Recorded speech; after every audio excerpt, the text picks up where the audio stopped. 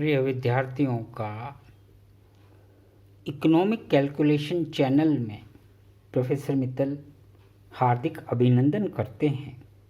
आज का विषय हमारा पूर्व में चली आ रही श्रृंखला कि आय में परिवर्तन और तटस्थता वक्र के संदर्भ में हम आय उपभोग वक्र तथा उपभोग प्रवृत्ति में परिवर्तन के विषय में चर्चा करेंगे। यह प्रश्न प्राय परीक्षाओं में पूछा जाता है। चर्चा प्रारंभ करने से पहले सभी विद्यार्थियों से मेरी अपेक्षा है कि वो चैनल को सब्सक्राइब करें, लाइक करें, शेयर करें और उसमें यदि आपको कोई समस्या आ रही है तो उस पर कमेंट दें, मैं उसका समाधान आपको दूंगा। प्रारंभ करते हैं। प्रश्न हमारा क्या है? आय उपभोग वक्र और उपभोग प्रवृत्ति। इस विषय पर अगर हम बहुत साधारण अभिव्यक्ति देखना चाहें तो हम यहाँ पर प्रारंभ करते हैं कि हमने एक तटस्थता वक्र रेखा चित्र लिया ये, और एक मांग वक्र का रेखा चित्र लिया दूसरा। ये दो अलग अलग उपभोग प्रवृत्ति, आय प्रभाव या आय उपभोग वक्र, इन दोनों को कैसे हम समझाने का प्रयास करें। यहाँ देखिए कि ये हमारी बजट लाइन है जो कि आपको विदित ही है। यदि ये बजट लाइन क्या है? समानांतर है। यदि मूल बिंदु से दाईं ओर चलें तो क्या है? आय में वृद्धि प्रदर्शित कर रही है, और अगर मूल बिंदु की तरफ चलें तो क्या है? आय में कमी।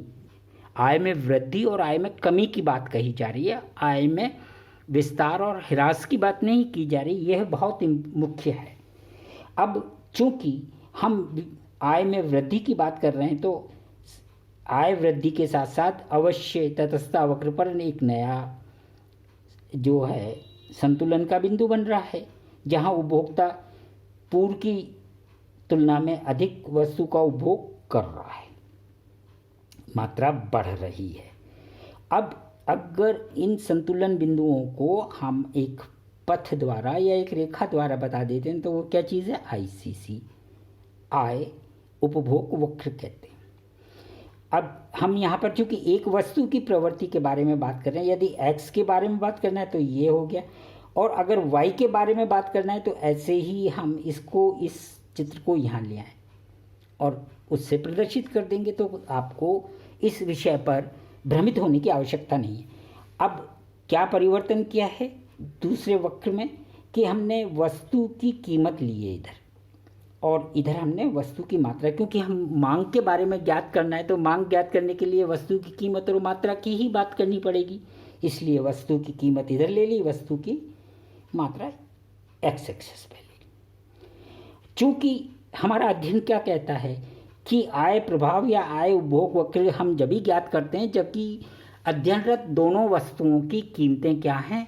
अपरिवर्तित हैं। तो जब कीमत अपरिवर्तित है, अर्थात अगर हम उसका कीमत का वक्र बनाएं तो एक सीधी हॉरिजेंटल लाइन हमारे पास आ जाती है। अब यही हम अगर मात्रा को विस्तारित करते हुए नीचे लेके आए तो ये अवश्य किसी न किसी बिंदु पर ये काट रहे हैं, यानी कि वस्तु की इकाई और वस्तु की कीमत के बीच में एक इंटरसेक्शन हो रहा है, एक कटाव आ रहा है, और मात्रा वहीं की वहीं है। अर्थात अगर हम यहाँ पर मांग वक्र को विस्तारित करें या मांग वक्र बनाएं हर बिंदु पर, जो ये संतुलन के बिंदु हैं ऐसे इधर बना दिए मैंने संतुलन के बिंदु, तो यहाँ पर अगर हम देखें तो इन बिंदुओं के देखा जाए तो क्या दिखाई दे रहा है? कीमत में तो परिवर्तन नहीं है, किंतु वस्तु की मांग में परिवर्तन है।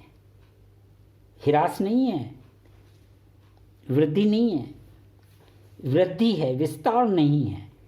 विस्तार होता तो इसी मांग वक्र पे हमको चलना होता, तब कीमत क्या होती? कम ज़्यादा होती। कीमत स्थिर है तो क्या होगा? वस्तु की मात्रा में क्या होगा? विस्तार होगा। तो हमने क्या देखा? यह देखा कि यदि आईसीसी धनात्मक, जिस दिशा में आईसीसी या आय उपभोग वक्र की गति होती है उसी दिशा में वस्तु की मात्रा की गति होती है। आईसीसी के अंतर्गत, आय प्रभाव के अंतर्गत। अर्थात यदि आय प्रभाव धनात्मक है तो वस्तु, जो संदर्भित वस्तु का अध्ययन कर रहे हैं, तो उसकी भी वस्तु की मात्रा में क्या होगी, वृद्धि होगी। अर्थात यहाँ हम कह रहे हैं कि जब ऊंचे तटस्थता वक्र पे इन परिस्थिति में जाएंगे तो वस्तु उच्च कोटि की है या वस्तु श्रेष्ठ है, वस्तु सामान्य है। और यहाँ भी यही दिखाई दे रहा है कि जैसे जैसे कीमत तो वही है पर आय बढ़ी तो एक अन्य तटस्थता वक्र जो मूल बिंदु से दाईं तरफ जा रहा है, यानी ऊंचे मांग वक्र पर, तटस्थता नहीं सॉरी मांग वक्र पर चल रहे हैं। तो यह चीज़ हमें क्या बता रहा है, ये यही बता रहा है कि यहाँ धनात्मक परिवर्तन है तो यहाँ भी धनात्मक होगा।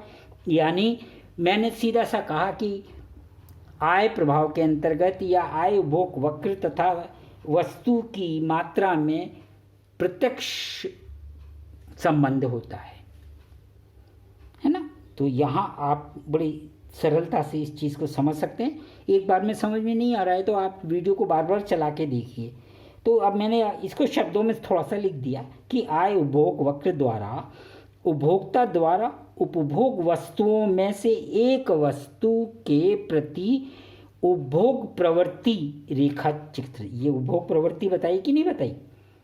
अतः वस्तु X एक सामान्य कोटि की वस्तु है क्योंकि आय वृद्धि के साथ साथ मात्रा में भी वृद्धि हो रही है।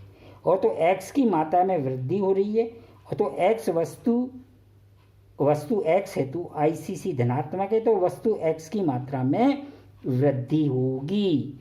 अगर ये जो है ऋणात्मक है तो वस्तु की मात्रा में कमी होगी। यही आपकी परीक्षा का प्रश्न है। इसको बार बार देखिए, समझने की कोशिश कीजिए, समझ में आ जाएगा। फिर अपने पास उपलब्ध पुस्तकों से इसको परामर्श कीजिए। और अगर कोई भी आपको समस्या है, कोई कन्फ्यूज़न है तो आप मेरे को कमेंट बॉक्स में दीजिए। और जिन विद्यार्थियों ने अभी तक लाइक और सब्सक्राइब नहीं किया है वो इस कार्य को भी संपादित करें। धन्यवाद।